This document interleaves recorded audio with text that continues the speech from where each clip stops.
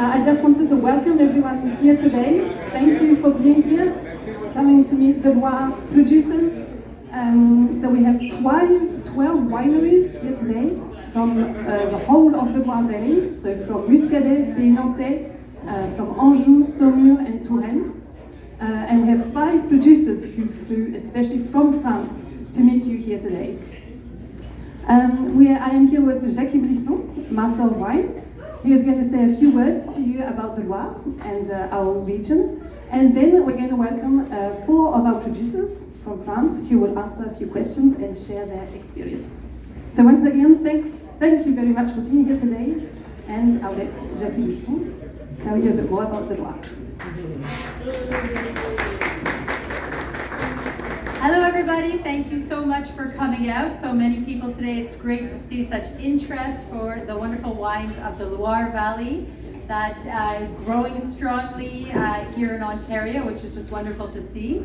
I'm going to give you a little overview, some fast facts on the Loire Valley, some of the core principles of Inter-Loire and the Loire Valley that are really reflected in the wines that you can see here in these 12 tasting tables today. And then as Emma said, I'm going to pull 2 of the producers up here to have just a conversation about their wines and the styles that are really generating interest in the Loire Valley today. So if we just sort of cast our mind from the Pays Nantais all the way to the Centre Loire and down to the granite slopes of the Auvergne, we're covering 53 appellations, 6 IGPs, so Vin de Pays regional areas, over 55,000 hectares. So we're talking about a big area following the course of the mighty Loire River. So really understandable why with such a range of climates, of topography, of expositions of soils, we can grow so many different grapes, so many different wine styles can be produced here. We talk about 37% of the wine in the Loire Valley, which is white, 30% rosé, 20% red wines, and 13% sparkling wine. So white obviously still the dominant wine style from the Loire Valley, but the rosé, red, and sparkling all growing strongly. And so when we think about Loire Valley wines, this is something obviously that Emma and her team spend all of their days and nights doing. You really think of a great way to sum it up is the 4 Fs. Understanding the style of Loire wine. So fresh, the style, crisp, light, refreshing. If you think about the Sauvignons from EGP, Val de Loire, or Touraine. If you think about Muscadet with its high nervy acidity.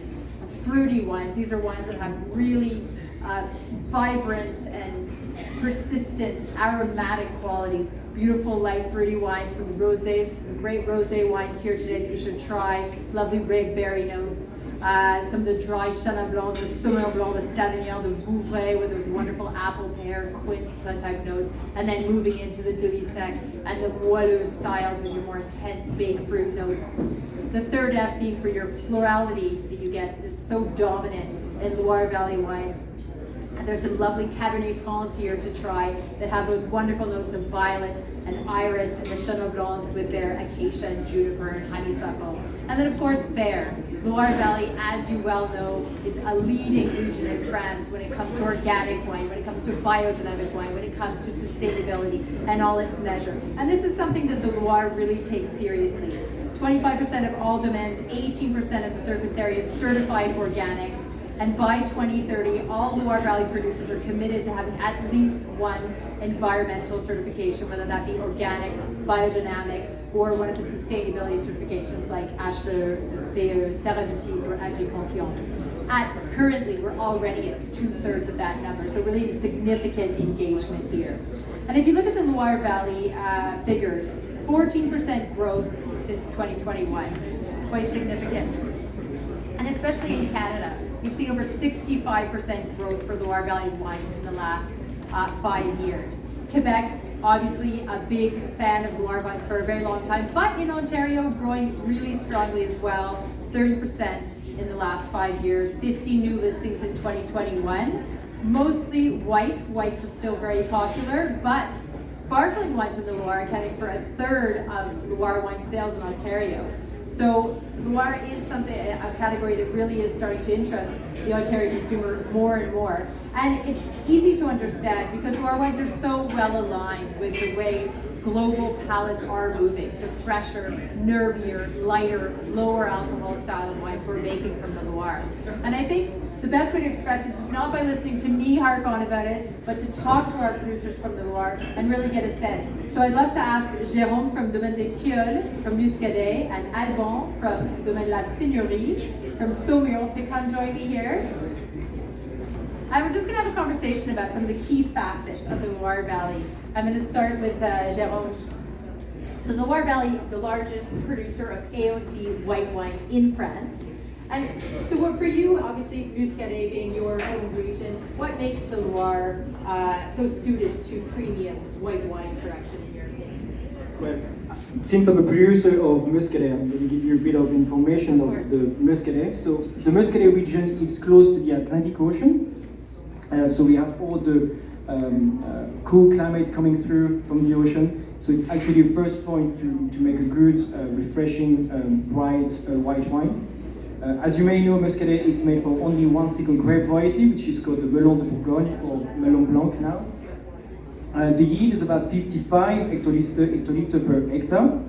And then what is typical of the Nantais region is being characterized by different type of rock, which make now a third level of appellation. We're talking about the cru or village appellation, which will be recognized as top level of Muscadet wines coming from all the different type of rock.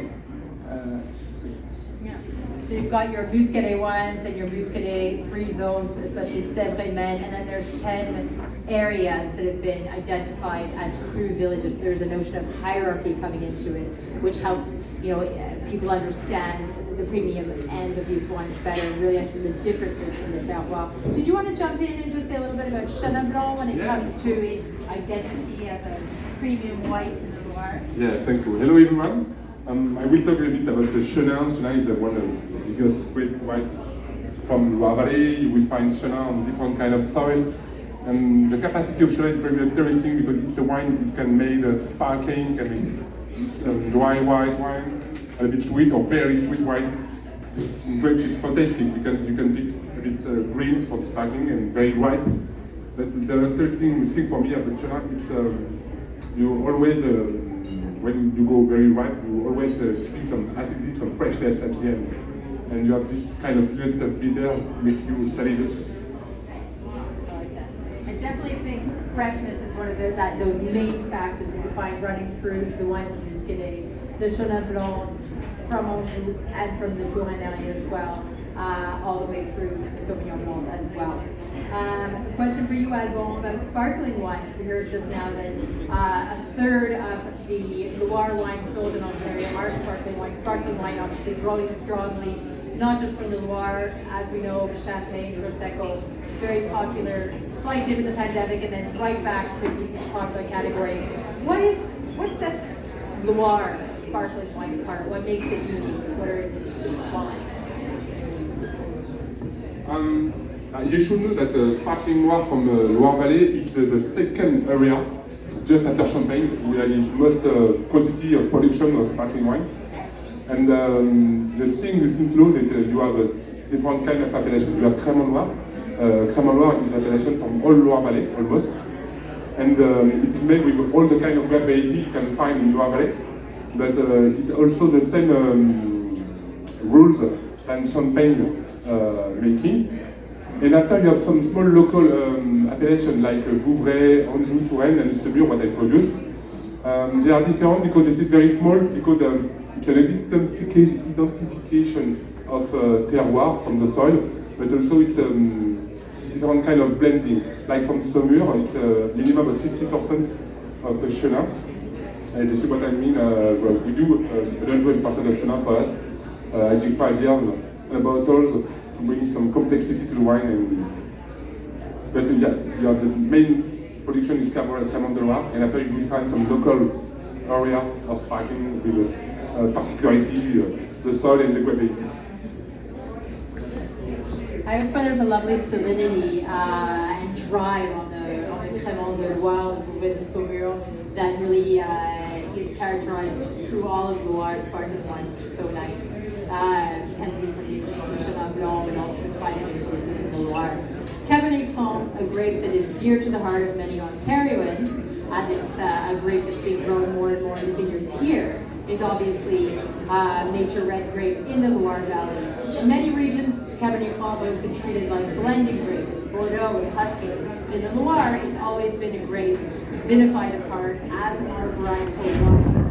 What for you makes Cabernet Franc stand out? What is the Loire ideal for great Cabernet Franc?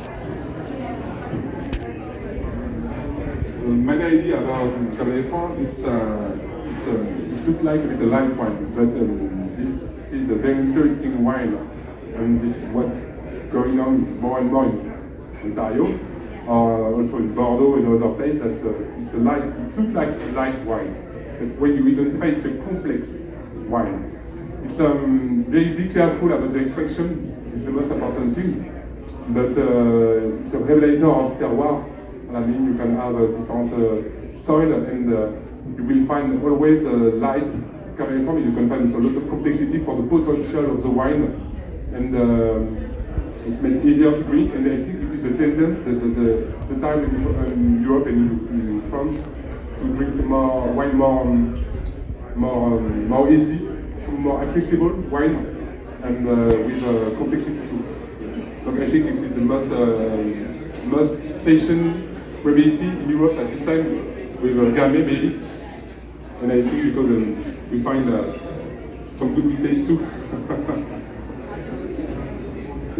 I think that's a great way to sum up Cabernet Franc. There was a fashion for a long time of making very heavy, very extractive styles of Cabernet Franc, but we're moving to a lighter style without losing any complexity, which is a great way of putting it. And Cabernet Franc that really shows huge differences from one terroir to the other. It's a real terroir-driven grape, and I think you really summed that up really nicely. Ethical and ecological concerns are obviously becoming increasingly important to consumers all around the world, notably here in Ontario. How do you feel that Loire wines, we talked about organic engagements, biodynamic and sustainable, what do you feel that how the Loire is really showing themselves as a leader in this domain? Well, first of all, at the moment, 65% of the Loire Valley producers have been either engaged or certified in different labels, such as organic, or being with the more recently HEV, which stands for High Environmental Value. The goal in 2030 is to reach 100% of wine producers all the way from the Loire Valley going or being engaged or even certified in different type of labels such as AB or HEV. I think the whole idea is to find the right balance between sustainability and productivity. So I think the Loire for the last 10 years stands for all these criteria, and I do believe thanks to global warming there will be more interesting things to put in place, such as kind of reducing the independence of chemical product, for example, and this is already happening in many different parts of the vineyard, all the way from the North region up to the Touraine region. Well, I think that's hugely important, and somewhere where the Loire is really showing themselves to be a leader. And I think it's noteworthy to mention it. And it's far easier to have to be organic and to practice sustainable practices when you're in a hot region, a very dry region, where your fungal pressure and things like that is much lower. But in the Loire Valley, you have areas that have suffered terribly from frost. You have areas that get hit hard by hail every year.